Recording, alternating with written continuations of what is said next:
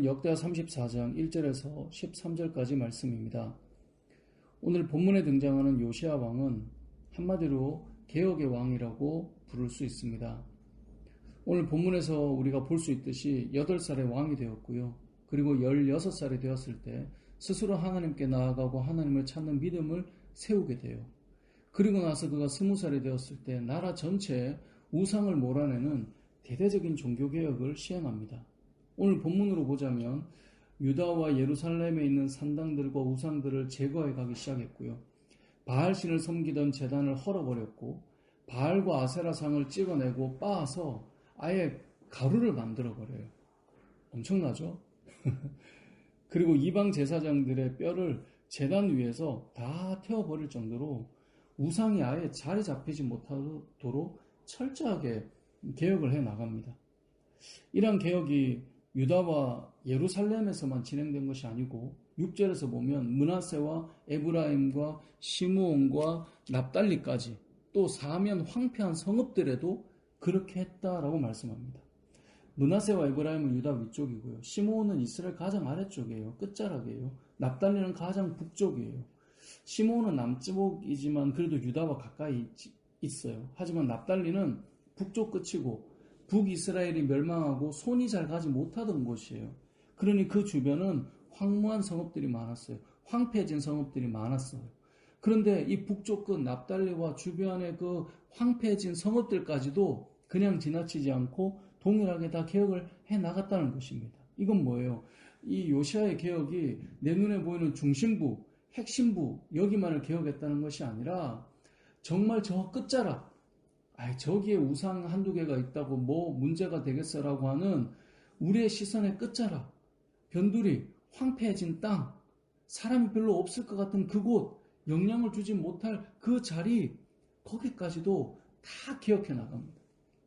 그리고 이렇게 개혁을 할 때 누군가에 시켜서 일을 한 것이 아니라 본인이 직접 이 일을 주도적으로 했다라고 성경은 말씀해요. 그래서 7절 하반절에 보면 온 이스라엘 땅에 있는 모든 태양상을 찍어버리고 예루살렘으로 돌아와요. 누가요? 요시야 왕이요. 그렇게 나라 전체에 우상을 몰아내는 대대적인 종교개혁을 수년간 한 후에 이제 26세가 되었습니다. 26살이 되어서 이제 또 뭘 할까요? 성전을 수리하고 정화하고 깨끗하게 하는 일을 합니다. 수리를 하려고 보니 당연히 재정이 들겠죠. 당시 아수르의 침략으로 나라 재정도 어려웠고 백성들도 어려운 상황이었지만 이 일에 모두 동참하도록 합니다. 그래서 성전을 수리하고 회복하려는 그 마음들을 백성들도 가지게 되었고 어려운 환경에서도 헌금을 하여서 하나님 앞에 드렸습니다. 그렇기 때문에 이 헌금이 또 잘 사용돼야 되잖아요. 그래서 이것이 잘 사용되도록 대제사장을 통하여서 또 공사를 감독하는 자들에게 또 주어지게 되고 또 이 돈이 일꾼들에게 주어져서 투명하게 일이 잘 진행되도록 해요. 그래서 밑에서 일하는 사람들도 12절에 보면 성실하게 그 일들을 할 수 있었다고 말씀하고 있는 것입니다.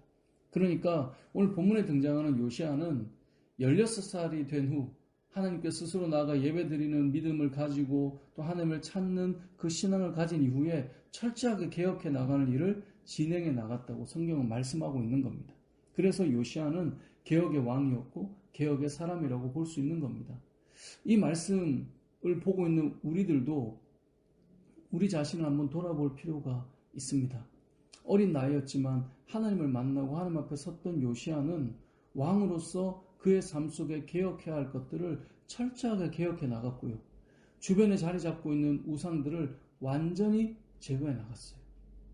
우리도 우리의 삶 속에 자리 잡고 있는 우상은 없는지 돌아보고 우리의 신앙을 개혁해 나가야 할 것입니다. 역대하에는 기록되어 있지 않지만 열왕기하 23장 7절을 보면 요시야의 개혁을 좀 더 상세하게 기록하고 있는데요. 그 중에 성전에 자리 잡은 남창의 집을 헐었다고 말씀해요. 남창의 집은 성적으로 범죄하는 음란한 곳이에요. 이방신을 섬기는 제사장과 그 제단들의 특징이 무엇이냐면 음란함이에요.